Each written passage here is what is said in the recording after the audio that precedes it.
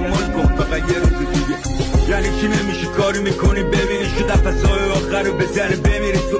دستی که دست به دامنه نمیشه مشت بر انداز به هر کسی که نمیشه گفت اراده آهنیمون نمیشه تو. حتی اگه آسمون آتش بگیره گل بریزه سفر براده هامون نمیشه شد.